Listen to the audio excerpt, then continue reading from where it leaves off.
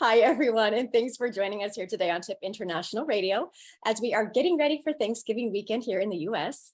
Top industry professionals, TIP International Radio podcast is here to showcase prestigious top professionals from all industries all over the globe to share their experience and stories of success.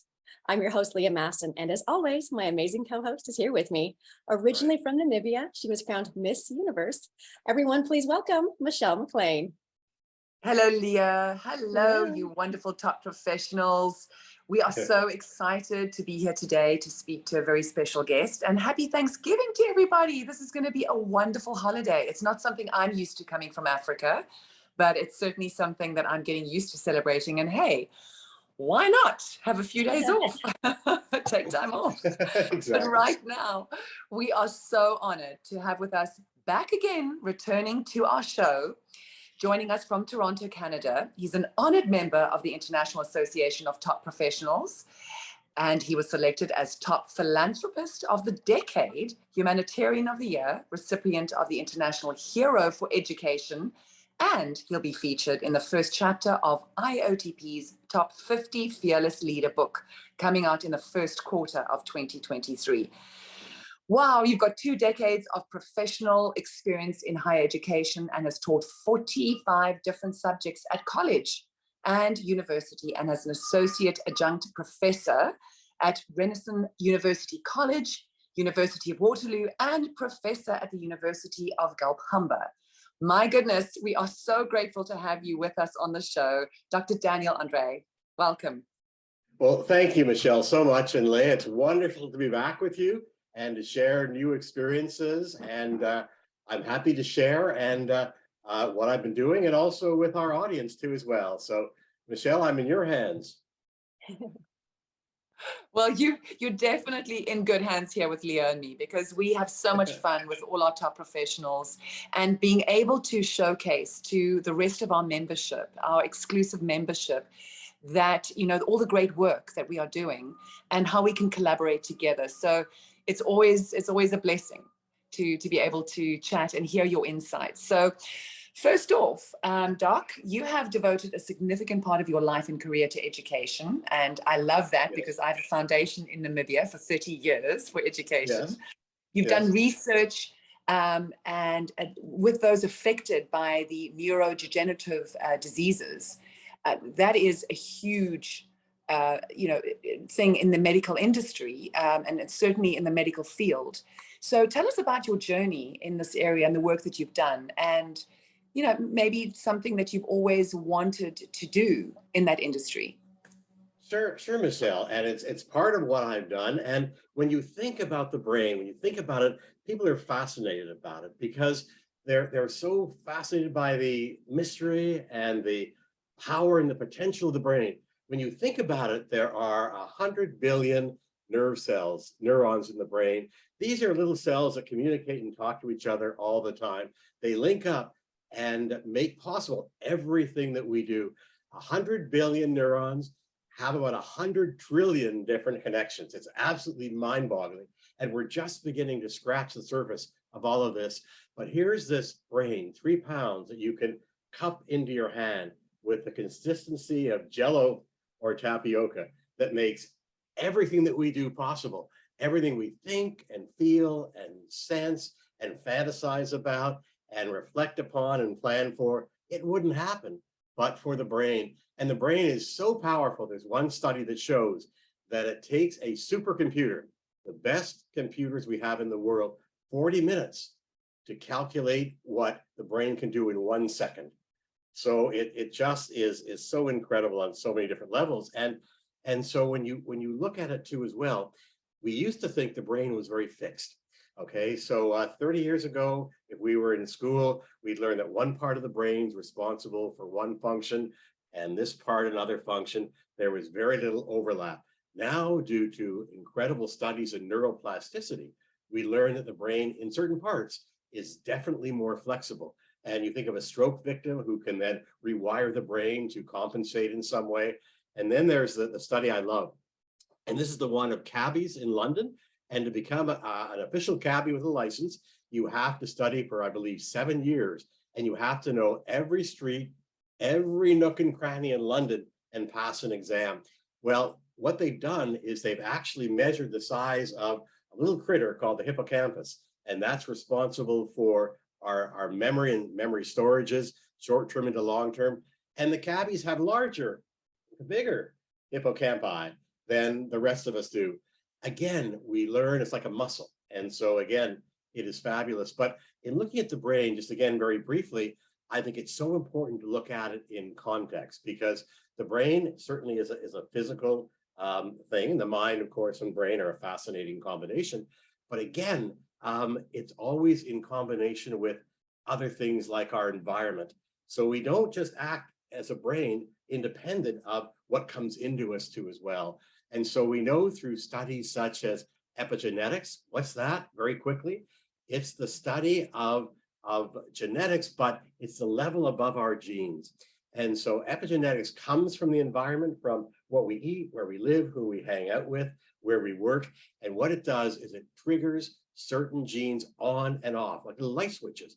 And so it's always, again, an interaction that way. So when we're studying the brain, it has to be looking at the environment, psychology, anthropology, sociology, culture. It has to be looked at in the whole package.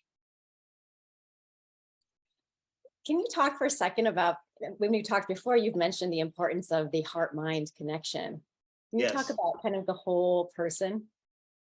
Yes, exactly. Because when we look at things, very often they get siloed, meaning they get reduced to their elemental parts. But in fact, to look at the functioning of a person or anything, you have to look at the totality. So we have our biological, very important, but also our psychological and our sociological, our spiritual sides as well. And so these are connected. And as a matter of fact, there have been studies that show that there are more connections between the heart and the brain than the brain and the heart. For example, another example would be that of our gut health. And you've heard about the gut being the second brain, and you know you have gut instincts, and we all know about that. But do you know that 90% of all the serotonin, which is our feel-good, one of them, transmitters, is in our gut, not in our brain. And so it's that combination of our nervous system, our immune system, and our digestive system, all working together, our hormonal system. And that's what accounts for how we function in life. They all have to work together, and they all work together within a very, very thin range, what's called the homeostatic range. And you need to be there to have maximum functioning. But Michelle, you asked about neuroscience in general, and my first real foray into it was as the first executive director of the Alzheimer's Society of Toronto, which was the first society formed anywhere in the world. And I've been working for another organization in Toronto, setting up the National Eating Disorder Information Center at Toronto Hospital. And that's still up and running. And I've been the advisor and special advisor to NEDIC even today. But the thing is, one thing we did as well when setting up NEDIC was to put on these evenings in the community at the major reference library on different health topics. It could be anything from public safety to AIDS was big back then. And so whatever, we'd get together with groups to co-sponsor these. A friend said, why don't you do it on Alzheimer's disease? And I said, honestly, back in the mid 80s, what's Alzheimer's? I really couldn't spell it. But I got onto the phone and said, can I speak to your director? And they said, well, we don't have a director. We're looking for our first director. Well, long story short, I applied and was fortunate to get that position. And so it was really on the horizon and cutting edge of Alzheimer's. So the neat thing, although it was a very, very difficult condition, which we do know, and it's more prevalent today, the fact is that it allowed for exploration and developing programs from counseling to support groups to increased fundraising, working with allied professionals, public education, and conferences to raise the public awareness of it and to offer support through a counseling program, as I mentioned, to families who desperately needed these connections. So that was a tremendous highlight in my career. And then from there, it was a question of, I eventually became chair of their Patrons Council, which is a group of Torontonians who who have connections to open doors, again, to expand awareness and fundraising, working with hospitals and allied organizations. I also got involved with Brain Injury Canada. And brain injuries are a major problem that don't get the attention they deserve. There are about 1.5 million traumatic brain injuries in the United States a year, about 650,000 in Canada. And they happen through falls and accidents, sports injuries, illnesses, strokes, whatever. And so there's a great need to increase awareness of this whole area with people who, frankly, honestly, sometimes slough it over, don't consider the consequences. And I can get a bang to the head, get up and carry on. Sometimes it's not nearly as easy as that. And then, Michelle, the final piece of it is really to do with the Weizmann Institute of Science. It's in Rehovot, Israel. It's one of the world's leading research institutes. And I was on their international board for a while, and actually had a neuroscience laboratory named in my honor, run by a fellow, a brilliant scientist called Dr. Ivo Spiegel. Again, looking at this connection between the environment and the brain, and what in the environment will trigger off what in the brain, looking at potential down the road, potential treatments or cures that way. So throughout, I've had a real interest in the brain, watched research develop, and believe it's one of the most fascinating things that we could be focusing on. Well, your journey is absolutely incredible and inspiring, Dan. You know, you're globally known for your amazing humanitarian and philanthropy work you do. You are a hero to all that know you. You were the first executive director of the Alzheimer's Society of Toronto, which you received the Lifetime Achievement Award, chair of the Patrons Council of the Society, honorary patron of Brain Injury Canada, chair of the Advisory Council of the National Eating Disorder Center at Toronto General Hospital, in addition to being the longest serving president of the social work profession in Ontario and board member of the Psychology Foundation of Canada. You know, I also understand you are the special advisor to the Weizmann Institute of Science Canada, and that you sponsor a neuroscience laboratory in your name. Yes. Tell us more about your humanitarian and philanthropy work and why it is so important for you to pay it forward. It's very important. It's part of the fabric of my being, and has been for a long time. And when I think about it, Leah, it's really around the issue of curiosity and wanting to learn more about different topics. And that's always driven me, to the point that I like to get involved in an organization, but also to help them and to work through with them. So it isn't a question of just, if I can put it frankly, writing a check, but it's a question of getting involved, helping them out, helping guide them. And they run the organization, but sometimes they really just need a boost. And I love challenges, and I love to start with smaller organizations that need that extra support to believe in themselves and to open these doors. And so I did that with NETIC by organizing a fundraising program that involved matching funds from other groups. And then the neat thing there, in all honesty, Michelle, by doing that, was that other groups say, if somebody's going to put up money to match, then they must be serious about the cause. And so as a result, another big foundation just came in to support NETIC for a couple of $1 million, which is the biggest gift ever. And then it snowballs, and they gain more exposure, so to speak. So Brain Injury Canada and NETIC are examples. The Alzheimer's Society, too, to a degree. I believe very much in students, and I love teaching. And you were saying I taught 45 different subjects, yes, at university and college. But for me, the most satisfying part is when I can connect with students. And I always say it's a question of when the head meets the heart, and making it real for students and creating a safe environment.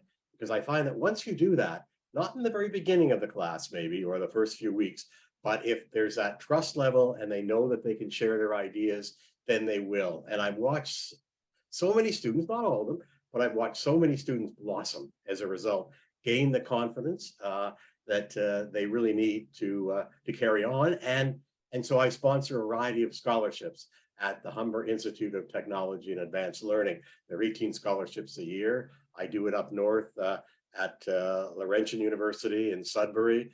And I just love to to meet with the students after they've been a recipient of these awards, because in many respects, it's helped them stay in school. It's helped them in so many ways beyond just a monetary incentive in that way. It's like winning the Nobel Prize or the Oscar for them, and to see the look in their face and their eyes, to know that it's given them hope, And I think love and hope are the two things we need more and more in this world. But I love doing it. And so you mentioned, Leah, the social workers. Well, that was a challenge because I've been director of Alzheimer's, and social work in Ontario was a completely unregulated profession.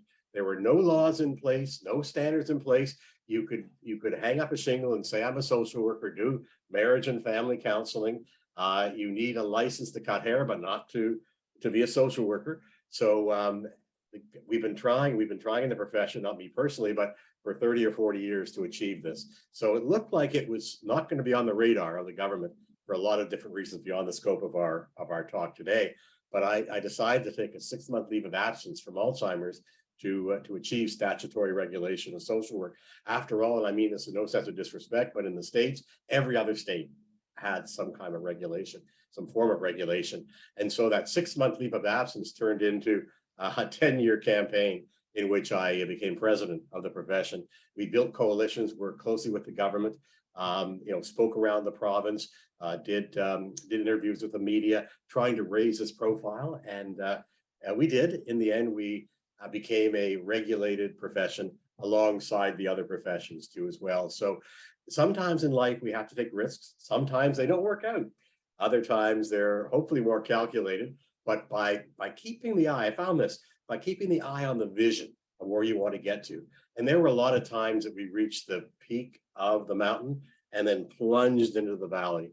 And to really develop the resilience and the grit to get back up again wasn't always easy. But again, persistence is probably the most important thing. Have a plan, yes, be flexible with it, but just be prepared to navigate and change with the circumstances. Well, Doc, you certainly are a fearless leader, and kudos to you. As a mentor as well, that's so important, for our next generation and for the generation certainly in your industry. And you've accomplished so much, not only in your medical industry, but also, with the intellectual accolades that you've had, but you've also got a huge media accolade accomplishment list. So your illustrious career just goes on and on and on. You won numerous awards. You've been recognized on an international level. You were graced on the front cover of Tip magazine this January, or you will be in this January's edition. We cannot wait to honor you at the IAOTP's annual awards gala dinner in Las Vegas in December as Humanitarian of the Year, Philanthropist of the Decade, and you'll be on the famous Planet Hollywood Billboard of the Year on the iconic Las Vegas Strip. You'll also be selected as Male Visionary of the Year and Man, oh my goodness, Intellectual of the Year. And you received the International Hero Award in Education, Top Health Educator, and Health Advocate of the Decade. My goodness. I don't think you really need to accomplish any more, but I'm sure we would love to know what else you've got under your, what's up your sleeve. But what have been the highlights of your life with all these accomplishments? Okay, well, first of all, Michelle, let me say you have done fabulous work yourself with your foundation. And Olivia, I'm a great admirer of you. And I think that one thing we share in common is that we follow our passion. I mean, these things are wonderful to be recognized for, I will say that, but they are an outgrowth of the work that I do. I love doing what I do. I love the challenges of it. And I want to keep on doing that too as well. And so when you ask about highlights, I'd have to say really, it's making the human connection with people. It's really making a difference in their lives, in giving them, as I mentioned, the confidence to carry on, whether it's a student or whether it's somebody suffering from Alzheimer's disease. Another area of interest for me, it ties into the brain, just finished a diploma in ADHD, attention deficit hyperactive disorder, which is growing among adults, for example. And people need to know much, much more about that too as well, in terms of how their brains operate which are slightly different, but are wonderful too in terms of their creativity and empathy and ability to make a contribution in the world. I mean, people like the head of Virgin Airlines, right? Has it. Einstein had it too as well. The list goes on of people, you know, and so making people aware of things is so important through continuing education. But I'd have to say it depends on the area of the career. So I wouldn't exchange the chance I had at Alzheimer's by coincidence to have launched that society and gotten it off the ground. And then in terms of social work, to have just been, again, by serendipity in some ways. I think we can plan a career to some degree, but we have to be open to experiences too as well. That's so important. And so that's another thing when it comes to teaching. Again, teaching the courses that I taught. What you do, by the way, somebody said, how did you teach 45 courses, all different subjects? And I have to say what you do is you end up developing a core of material, okay, that you can then just, you can adjust and tweak, okay, to fit in whatever. I taught a course, not my area at all, in urban sociology at one point. So then we draw. Oh my goodness. Yeah, it was fascinating. What makes for a healthy community? Well, that ties in, Michelle and Leah, to healthy communities in general when it comes to philanthropy, et cetera. So you bring in your knowledge in psychology and sociology and culture and neuroscience, et cetera, and put it together. So there are ways to organize these courses. So I love doing that. And then in the latter stage of my career, it's been a question of sitting on boards. For sure, I sit on the board of the Michener Institute in Toronto. It's part of the University Health Network. The Toronto General Hospital was named the 4th best hospital in the world, and the Michener is part of the educational part there. And so what myself and my sister support is the launching, it's starting now, of a laboratory. It's actually a robotic training academy for surgeons on how to use robotics to do long distance surgeries too as well. It's the only center in Canada, but it was about maybe 6 years ago. And robotics is not my area, but it's, again, the leading edge of medicine in so many ways. And so I decided to support the purchase of something called the Da Vinci robot. And people said at the time, why are you doing that? I mean, people have different opinions on everything.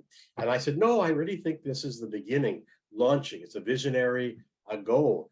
And so they did buy that robot. Now there are 5 robots. And this center is hopefully going to be world leading, attracting so many different companies as well that are already installing their robots there. Some major world companies. So again, this will be a visionary, aspirational program. So if I can help small organizations or certain causes within other organizations and encourage them, that's really what drives me in so many ways.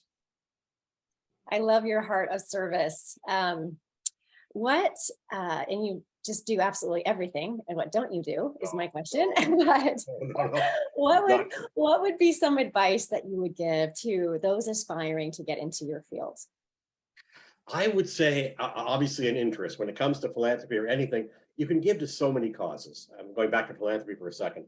And so some people do it for social reasons. Some do it for experience. Do I really like this field? Others do it for a resume. Others do it because they've been personally affected by a certain cause, because there are thousands, tens of thousands of causes that you could do. So certainly you have to have a passion for what you do. And then I would say that you need to be open to these experiences, because no career, in my view, is a linear process. It's always up and down and things happen. So be aware that you're learning skills which are transferable. You might think at 22 or 23, this is what I want to do. And you may start there, may stay there, but you may not. And so, again, that's an important part. Networking is so key. And that's to talk to people, link up with them, get to know them, and they can be of help to you and you of help to them. So that's key. And another part, too, is more esoteric. And that's to develop a sense of confidence in yourself. It starts with yourself. And self-awareness too as well, of what your strengths are, what your weaknesses are. None of us can do everything. I have strengths and I have limitations, as we all do. And so to be aware of that, to be aware of your feelings about things. Know that the mind and the feelings, the cognitions and the feelings work together.